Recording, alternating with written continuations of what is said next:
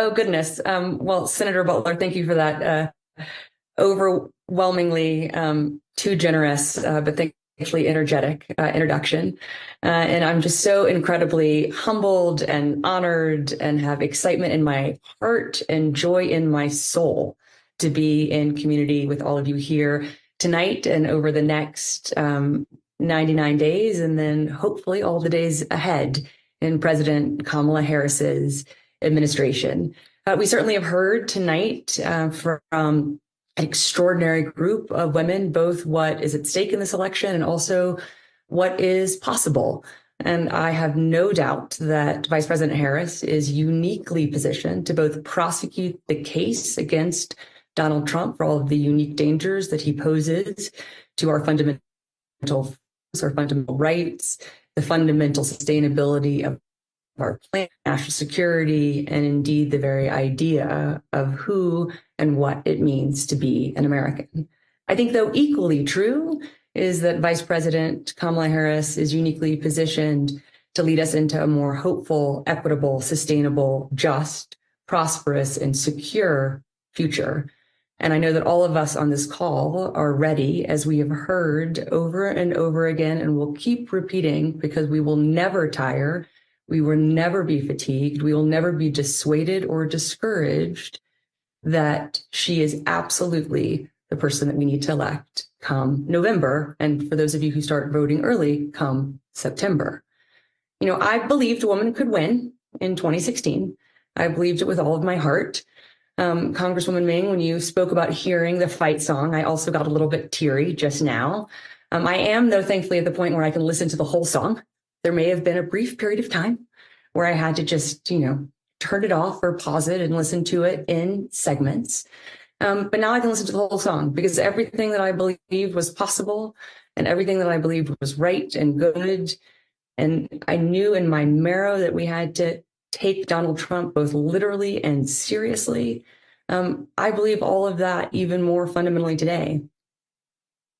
And unlike in 2016, Donald Trump is not theoretical. We now have a record that we can hold him to account for. And we have an extraordinary candidate in Vice President Harris. So while, yes, I am excited for my daughter and my sons, and I think it's equally important for my sons to be galvanized and inspired by this extraordinary woman, it is exactly because it is this extraordinary woman. It's not just any woman, it is this woman. And how lucky are we that we get to spend close to the next 100 days talking about why she is absolutely the person that we need. Because no one deserves to live in a country like what we have put Amanda through right now. No one deserves to live in a country where it took Congresswoman Jayapal 18 years to navigate a broken immigration system. No one deserves to live in a country where we elect leaders who care only about themselves and maybe on occasion their very wealthy friends. We know exactly what we deserve as a country and exactly what Senator Butler's sweet 9-year-old Porter deserves for his future, what my children deserve, what all of our children deserve, and for what those of us without children deserve, those of us who just fundamentally believe in the promise and the premise of walking toward a more perfect union. That is not what Donald Trump represents, because that is not who he is, and that is not who he has shown himself to be, not when he was in the Oval Office, and certainly not with Project 2025. And so I'm going to do everything that I can. I'm going to hold that fight song in my heart. I'm going to hold freedom in my heart, and I'm going to respond to every question. I'm going to try to preempt every question. I'm certainly going to have her back, and I'm so excited to hear not only the joy, but the just strong defense that we will have of this remarkable woman that I believe in my deepest soul we will elect as our next president. I'm asked a lot, even today, like, how do you get up in the morning? And I think, well, gosh, thankfully 2016 was a long time ago. I've had another child. I've written more books. I've taught more classes. I've gotten the opportunity to inspire more young people. But also fundamentally, I am my mother's daughter. And she is still out here working and fighting and doing everything she can to support Vice President Harris to be our next president. And optimism is fundamentally a moral choice. And cynicism is the great resource for those who want to protect the status quo or drag us back into the dark, draconian days of yesteryear.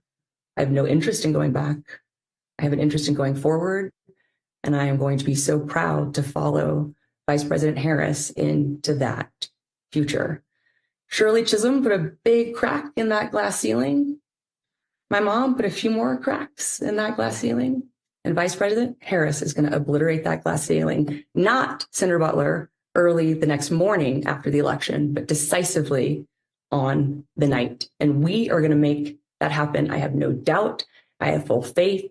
I'm ready to go forward. And I am so grateful to be in this extraordinary group and so thankful. I want to add my voice to the chorus of recognizing Rhonda, and I see Adrian on the screen too, and just the extraordinary staff of the Biden-Harris and now the Harris for President campaign. Having been in a lot of campaigns, the work that Senator Butler said was full of thankless days and sleepless nights, is full of a lot of anxiety and hope, but clear-eyed purpose. So we are thankful to you. We stand shoulder to shoulder with you. And we are so thankful to follow and be led by Vice President Harris as we make her the first woman president of the United States of America.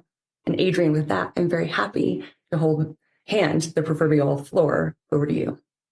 Oh my gosh, Chelsea, I'm literally like, I have to say I'm a little teary-eyed right now because Chelsea and I did 2008, Hillary's campaign in 2008. We did obviously 2016 together.